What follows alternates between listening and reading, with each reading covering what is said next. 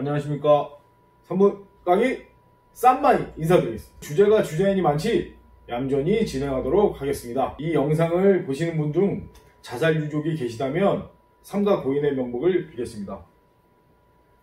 그리고 당신의 책임은 단 1%도 없습니다. 그러니 그분들 잘 보내드리고 자책하지 말고 잘 사셨으면 좋겠습니다. 오늘의 주제는 자살 사망의 보험금 관련 3분 까기를 진행하도록 하겠습니다. 자살하면 사망보험금을 받을 수 없는 것으로 알고 계시는 경우가 아주 많습니다. 그러나 꼭 그렇지는 않습니다.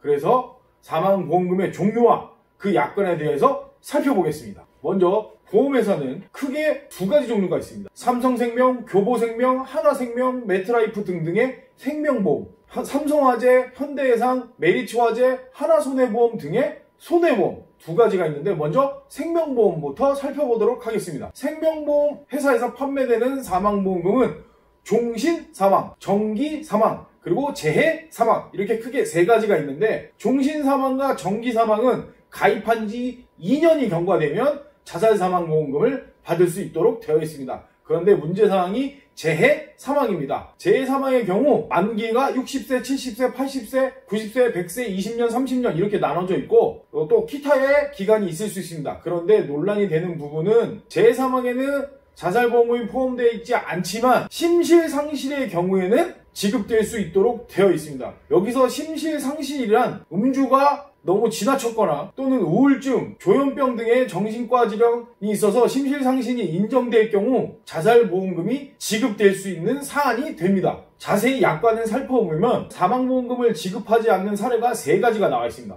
첫 번째는 피보험자가 고의로 자신을 해친 경우, 지금 말하는 자살이 되겠죠. 두 번째, 보험 수익자가 고의로 피보험자를 해친 경우, 세 번째, 계약자가 고의로 피보험자를 해친 경우라고 되어 있습니다. 그런데 첫 번째 논란이 되는 피보험자의 고의로 자신을 해친 경우에 제사항이 두 가지가 있습니다. 첫 번째는 피보험자가 심실상실의 등의 이유로 자유로운 의사결정을 하지 못할 경우와 두 번째, 계약을 보장 개시일로부터 폐지 또는 실효 상태가 되었을 때 부활을 하고 2년이 지난 후에 자살한 경우는 보험금을 지급하도록 되어 있습니다. 그런데 가장 논란은 심실상실 상태인 거고요. 심실상실 상태를 인정받으려면 우울증이나 중증의 조현병 등 정신과 질환을 치료받은 기록과 음주가 지나치게 되었다는 상태 등의 심실상태를 인정받으면 자살보험금을 청구할 수 있습니다. 두 번째 요건은 아까 말씀드린 심실상실과 급격성이라는 것이 포함되어야 된다. 자살 사망의 요인이 여러 가지가 있는데 목맴, 투신, 가스 중독 여러 가지가 있는데 그 중에 구체적으로는 목맴이나 가스 사고 같은 경우에는 본인이 자살을 하기 위해서 준비가 필요하기 때문에 그 부분은 받을 수가 없지만 투신이라든가 차에 뛰어든다든가 등의 급격성이 인정받을 경우, 즉 심실상실과 급격성을 동시에 인정받을 경우 자살보험금을 수령할 수 있습니다. 그리고 두 번째로 말씀드렸던 손해보험 회사입니다. 손해보험은 질병사망과 상해사망으로 크게 두 가지로 나뉩니다. 질병사망은 아파서 돌아가시는 경우를 말씀드리는 거기 때문에 자살이 포함될 얘기가 없고요. 상해사망에도 역시 아까 말씀드린 대로 생명보험과 마찬가지로 심실상태의 자살의 경우 지급 사유가 가능하도록 되어 있습니다. 그래서 손해보험의 약관을 살펴보면 첫 번째로 피보험자가 고의로 자신을 해친 경우, 다만 피보험자가 심실상실 등의 자유로운 의사결정을 할 수 없는 상태에서 자신을 해친 경우에는 보험금을 지급합니다 라고 되어 있습니다. 지급하지 않는 사유에 대한 예외 조항이 있는데 그건 역시 생명보험과 마찬가지로 심실상실 등의 사유로 자유로운 의사결정을 할 수 없을 경우 지급되도록 되어 있다는 겁니다. 손해보험에는 심실상실을 정신병, 정신박약, 심한 의식장애 등의 심신장애로 인하여 사물 변별 능력 또는 의사결정 능력이 없는 상태를 말한다고 명시되어 있습니다. 여기까지 설명을 들으시고 헷갈리실 수 있는데 제일 중요한 건 자살이라고 하더라도 보험금을 받을 수 있는 경우가 있으니 꼭 청구를 하셔야 되는 이유가 있습니다. 자살이 심실상실 상태에서 발생했다는 입증 책임은 유족에게 있습니다. 심실상실 상태에서 자살이 지급 대상이 될 수 있다고 보험회사는 안내하지 않습니다. 두 번째로 보험금 청구권 소멸시효는 사고 발생일로부터 3년 이내에 접수하지 않으면 청구권이 소멸됩니다. 즉 나중에 입증할 수 있는 자료가 생기거나 입증할 방법이 생겼다 하더라도 3년이 지나면 청구할 수 없습니다. 그러니 먼저 청구를 해놓고 기다리시는 것이 좋겠다는 겁니다. 세 번째로 보험금을 청구하여 거절이 되고 3년이 지나도 심실상실 상태가 입증이 되면 청구 가능하지만 단순히 보험금 지급 거절 안내만을 받고 청구하지 않을 경우 3년이 지나면 소멸시효가 완성돼서 차후에 심실상실 상태를 입증하더라도 지급 거절이 됩니다. 따라서 일단 청구는 하도록 권유가 필요합니다. 네 번째, 보험금은 상속 포기 후에도 수령이 가능합니다. 따라서 보험금을 상속 재산으로 보고 계산해서 상속 포기를 결정하지 말고 보험금은 부채와 자산 계산에서 따로 두고 상속 포기를 결정하는 것이 유족에게 이득이 될 수 있습니다. 지금 말씀드린 네 번째는 자살이 아니라 모든 사망보험금에 부합되는 사안입니다. 다섯 번째, 세부적으로 심실상실은 다량의 음주, 중증의 우울증 등의 정신과 치료력으로 입증이 가능합니다. 사망 원인에서 투신, 활복 등의 급격성이 동반되어야 하고 유서가 발견되거나 목맴, 가스 중독 등의 자살 시도를 위한 준비가 필요해서 급격성이 위배되면 심실상실이 입증되더라도 방해 요인이 됩니다. 저희가 말씀드리고 싶은 가장 핵심 키워드는 자살이라고 해서 보험금이 지급되지 않는다고 안내를 받으셨더라도 꼭 한번 청구를 하시고 나중에 다시 한번 확인해 보시는 게 좋겠습니다. 끝으로 지급 거절 후에 대리인을 선임할 경우 보험금 지급 거절과 관련해서 다툼이 있는 경우에 대개 변호사나 손해사정인을 대리인으로 선임하게 되는데 변호사는 착수금과 성공보수를 따로 받고 손해사정인은 대개 착수금 없이